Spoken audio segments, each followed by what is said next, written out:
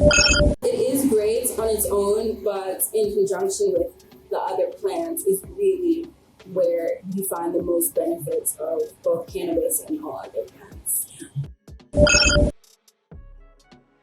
I just feel like cannabis is a great translator for all these other medicines that we don't really have, especially now in today's modern world, we don't have access to. One of the things this year, essentially the experts was talking about light and how light and sound affect our health as well on a cellular level.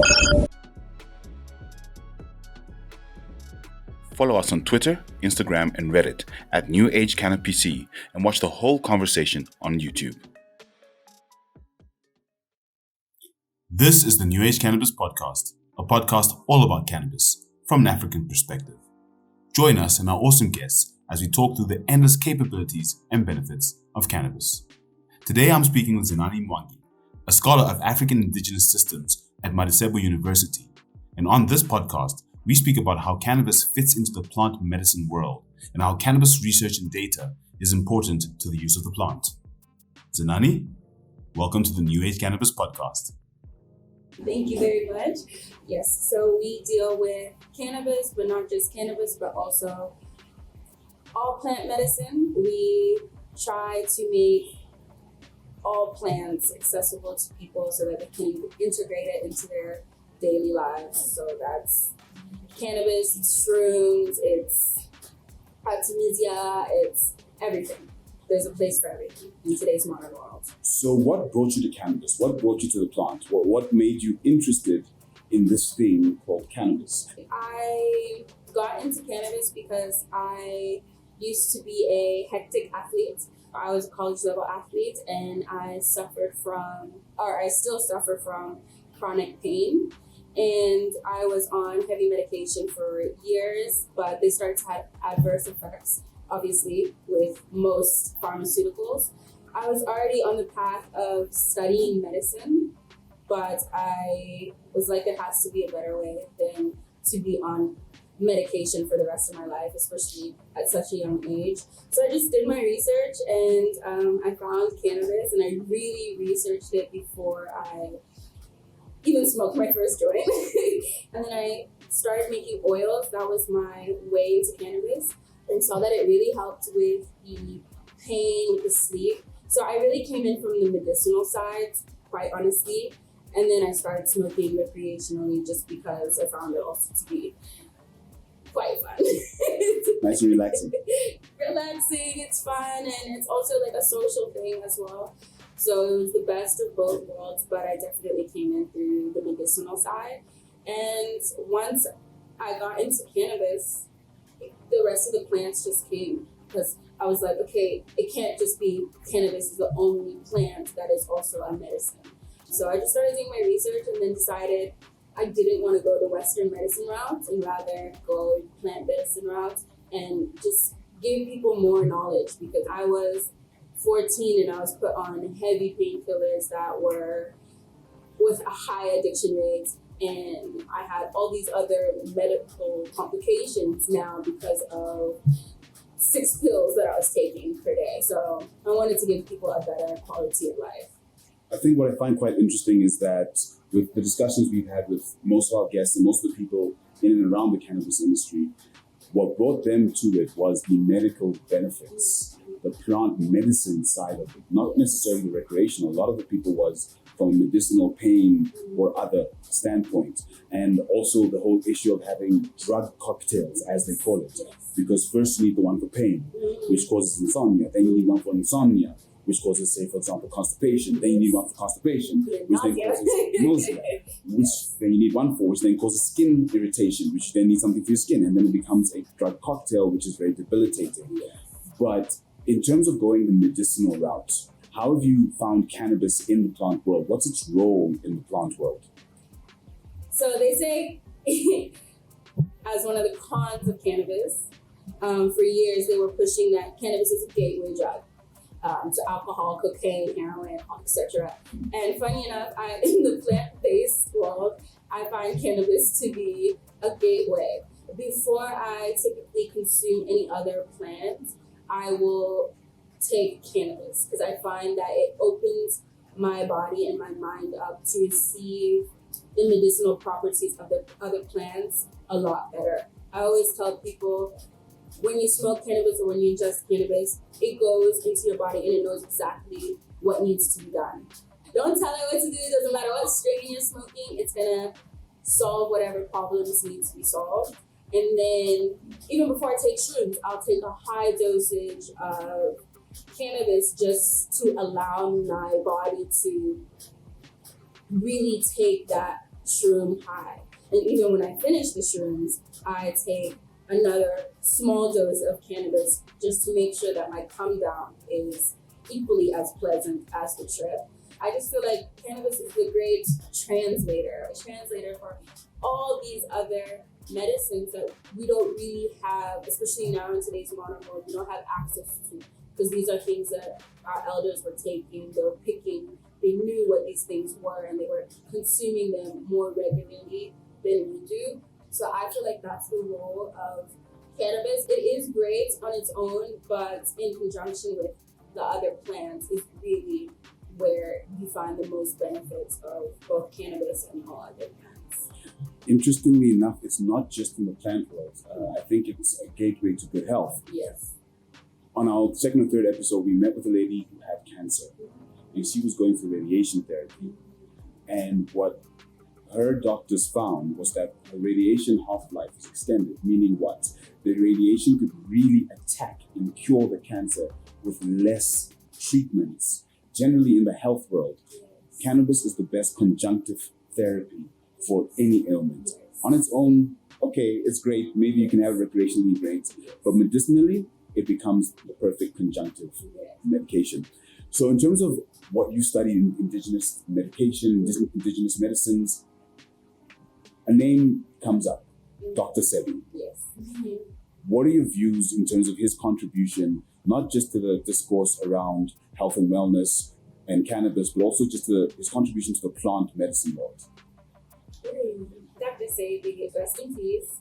His contribution was major, and I actually found him a little bit late into my journey into plant medicine, because in our modern day world, if you don't hold a medical degree, a lot of people are skeptical of what you have to say. However, even as somebody who is studying medicine, I believe in just having knowledge. Having a degree, yes, but what's most important is what's in your mind. And Dr. Sebi, just through his own life experience, much like myself, was able to really understand plant medicine in a different way and on that side of the world.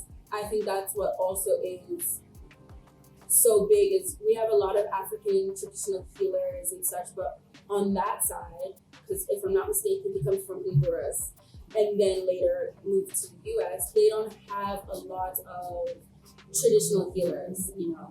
And a lot of his philosophy, if I can say, is very alive till this day.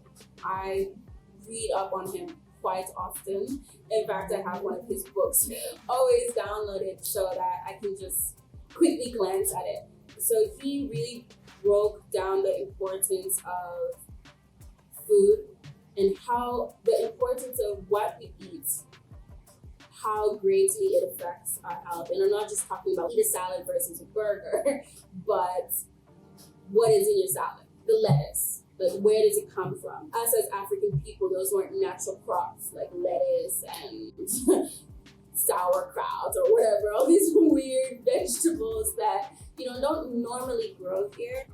Dr. Sebi talks about the biochemistry of African people.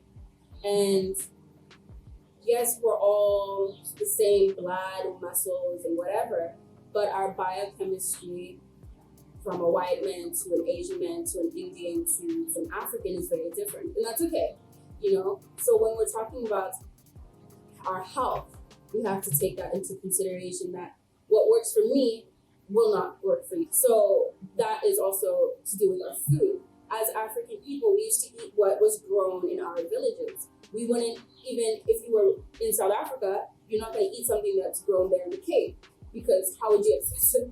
Or you're not going to eat something that was grown in Ghana because how would you access it? We were growing our own fruits and vegetables.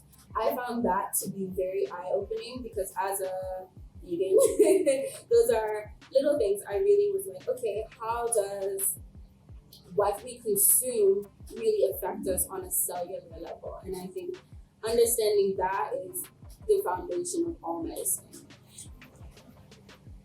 If that's the foundation of medicine, there have been a lot of reports coming out, specifically primarily out of the UK, and I think more recently because of the coronavirus pandemic, where they found a lot of data asymmetry, which basically means there's not enough information on Black people's or African people, specifically African people's medical conditions. And I wouldn't even necessarily boil it down to race, simply because, for example, in South Africa, we have multi-generational people of European descent. Their genetic makeup or their biochemistry will not be the same as someone who still lives in Holland and has been generational in Holland. So I fully accept that. But in terms of the data asymmetry, how do we manage to bring the actual biochemistry conversation, the actual medical issues around being from Africa very specifically, how do we bring that into the medical discourse if the data we have technically does not fit the data that they want? Hence, there's a lot of asymmetry. Again, like you say, not to necessarily say it's race, but it's very intentional not to have the data. I think it's our job as the people, even with us having a medical background, it's important for those of us who do have this knowledge to now talk to people, because it's not a thing of necessarily having to have such, high knowledge. These are things that everybody should know in order to take care of themselves. Once you can take care of yourself, then you start taking care of your community. And it does it on a greater picture versus relying on now the government or the medical community to now come in and give you that knowledge. Because I'm a firm believer of nobody's going to give you the tools to empower yourself. My thing is, as I learn this knowledge, I speak to a lot of people who are already medical professionals. Not to say what they learned was bad when they went to school and learned Western medicine, but to kind of, especially African, doctors who are in Africa, it's important that their practice is really for us. And I believe that a lot of these doctors, given the opportunity, they would like to educate and they would like to help people, but they just also themselves don't have the tools and the knowledge. And so it's really it starts with us having the conversation. Those who have the knowledge, having the conversation with those who don't. And that's how we capture this data. I started reporting and researching the plants that I was studying before I even was in university. I was just doing independent study really, and really just documenting it. They would just document it. Doesn't matter about a degree or whatever. Observational studies, essentially, Yes. So that's how we can really make a difference and how we can spread this knowledge. And it's almost like an informal way, but it's how we used to do things. And I think if we just adopt how we would traditionally do things in all manner of things, then truly us as African people would be so much better off. But trying to move in ways like the West is not for us, So we have to get the data ourselves. We're the ones who have access to the plants. We're the ones who've been told these stories. Write them down. And my mom is a publisher, and one of the things that she really encourages people to do is when your parents or your grandparents are telling you a story, write it down, record it. Because those are things that you're now going to pass on. Don't let it just die there with you. And it's the same thing with us. It's like if I'm sick, I write in a medical journal. If I have a little medical journal. If I take a certain strain of weed and it helps, I write down I took it, how I was feeling before I took it, what did I feel, and those are things that I can later look back at and now apply it to somebody who might feel the same way. So yes. So I think let's shift gears a little bit since we're talking about data. The metaverse is here. All of this is in the real world. But with the metaverse here and data being one of the key aspects of the metaverse, how do we incorporate or how do we start to use the metaverse now to bring this discussion to the right forums? Because essentially, having the capability of big data, having the capability of all the analytics that we have now, we should be moving faster, not to solving, but to finding solutions. And when I say metaverse, I'm not just primarily speaking about your meetings, but more in terms of how you analyze and your capability of engagement from an augmented reality standpoint. So how do you see the plant medicine world and your new digital world and metaverse coming together to creating something that's sustainable from a human standpoint? Because obviously we can't do it with plant medicine, and we're not doing it with the metaverse. They're going to come together. Virtually. How? What do you think? Genuinely, I find that to be a quite hard one. Simply because on the other side of what I'm studying, so there is the plant medicine, but also I study African traditional knowledge systems, and a major part of that is the study of metaphysics.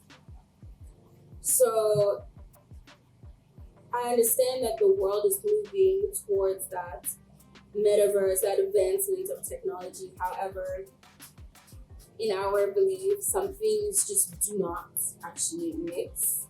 I also struggle with that because metaphysics is essentially like the study of reality. And already the current reality we're living in, without such huge advancements in technology, this is not our reality. So I find it quite hard to really get into that whole metaverse, and I don't yet know what is the place of plant medicine in the metaverse, because it really does, the metaverse and our knowledge systems and our way of life don't necessarily align, just because, yes, plant medicine is your different plants, but it goes so much deeper than that. One of the things yesterday, essentially the experts was talking about light and how light and sound affect our health as well on a cellular level. And that's really what I want people to understand with plant medicine is it's not just how you eat and what you eat, but it's the music that you listen to, the frequencies or the lights, all of that affects you on a cellular level. We spoke about this earlier about what is trending, what's popular, what are we now becoming a little bit more accepting of, is we have to really look at these things and see how does it affect us on the larger scale, our quality of life, not just my quality of life, but in a few generations, their quality of life. So I am not a believer of the metaverse. Unfortunately, I'm not really sure how the two can coincide. So I have a theory, being a metaverse believer. I love it. A philosopher, someone who understands metaphysics and who believes in plant medicine.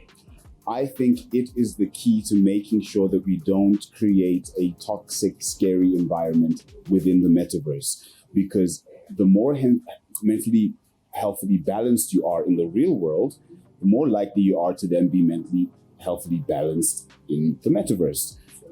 And yes, it's a new world that's coming, but it's just the world we're living in online with more capability, technically. So with those sorts of capabilities, if you're not okay in real life, who knows what could happen? Yes. So if we create some sort of invisible wall between the metaverse and mental health, which then come along with plant medicine, it then gives the holistic approach to making sure we have something sustainable as humanity in general.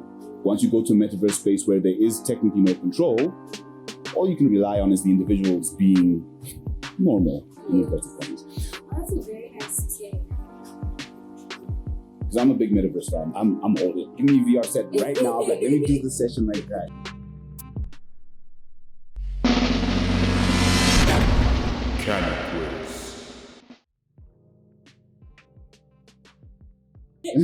Zenani, are you ready? Yes, I am ready. Okay, what's your favorite strain? I feel like you're gonna know what my favorite is already. So I'm gonna give you a little bit of a twist, but it definitely has to be the insane membrane. Yeah, it's very nice. Like typically I'm a chem dog girl, but the insane membrane really has a strong hold on me. It's a very nice, high, yeah, the flavor profile is awesome. It smells amazing. That's what initially sold me on it, and it looks really good. What's your favorite way to consume cannabis? Is it edibles, smoking, oils, topicals? Smoking. Joint or blunt? Joints. No tobacco for you. No tobacco. What's your favorite edible food? My favorite edible food has to be a Rolex. Please explain. What is a Rolex? A Rolex is like a chapati, like a roti, and then you have an omelet and you roll it. It's like a Rolex. No, I'm gonna try it at home one day soon. Who's your favorite cannabis celebrity or advocate? I don't know if I have one. Really?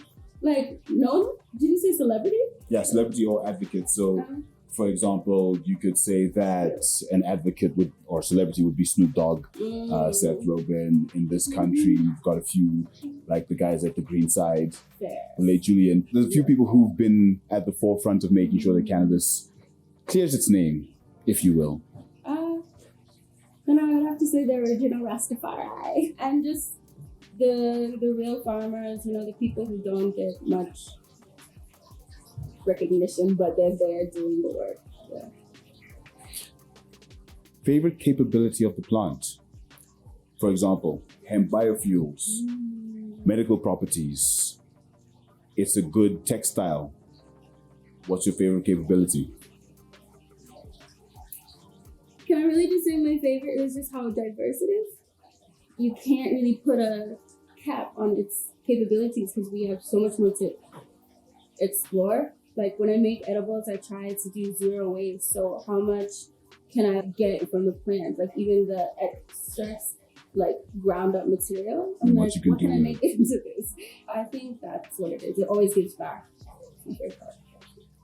What's your favorite movie or song about cannabis?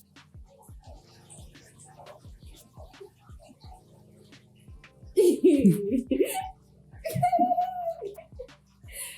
favorite song about cannabis. So cliche, and then I got hot. I think that covers it. Indica or sativa? Sativa all the way. Sativa. Favorite munchie food? Ooh. When you got the real munchies, what do you go for? Hummus and crackers. Like, just eat it and sub it in. Sounds nice and healthy. Oh my gosh. With where cannabis is going, which African country would you most like to experience the indigenous cannabis culture of? I would really like to go and experience cannabis in Central Africa, these dense countries, or even parts of Kenya where it's really more tropical kind of, not jungle. Tropical, but like, I believe all, like, even Uganda, oh my god, yeah, Uganda, for example, the way that they grow cannabis, even some parts of Kenya, like the different environment is so beautiful with nature, and if you look at how it grows, I don't know where in South Africa is similar to that kind of terrain. Also, like when I think of the Amazon, but in Africa, So Zenani, we've had a conversation about plant medicine and cannabis and how cannabis comes into the discourse and how it brings together the plant medicine world. What is your call to action? What do you want to see people do within the cannabis industry around plant medicine? I would like people to open their eyes more, research more also, pay attention more to their surroundings, like who in your community is speaking the knowledge, who in your community is growing, who in your community is doing something that is back to nature, and being a little bit more aware of those people. And then of course, if you come across cannabis or you come across shrooms or any natural medicine or any natural substance, before you say no, do your own research as well. Or even before you say yes, do your own research before you come to your final conclusion, before you allow other people to drive you in the Western medicine or in the this is what's trending or this is what society says. There are key people in our communities that stand out and that are doing the work in the cannabis community. Listen to these oddballs. Listen to these crazy people in society, with people that stand out, and really take awareness of that. And then do your own research and see if it works for you, if the lifestyle works for you. If it doesn't, fine. But don't just already say no, because we're building a community here at the end of the day. We need everybody in order to get Africa to where it needs to be. So where can people find you? People can find us on Instagram at High Dining Club. So that's HIGHDININGCLUB. And that's where we post our food is medicine, our High Dining Club. You can also contact us on WhatsApp. Our number is listed on our Instagram, and we're often at different events. So look forward to seeing us pop up, but you'll see all of that on our Instagram. We had an amazing conversation going into issues around plant medicine, how cannabis fits into the plant world, and what we can really still achieve with cannabis, and how it's going to possibly intersect the world of AI, AR, metaverse, and all those sorts of things. Thank you so much, and I hope to definitely be having more conversations with you around plant medicine and cannabis. Follow us on Twitter, Instagram, and Reddit at the New Age Cannabis, and watch the whole conversation on YouTube.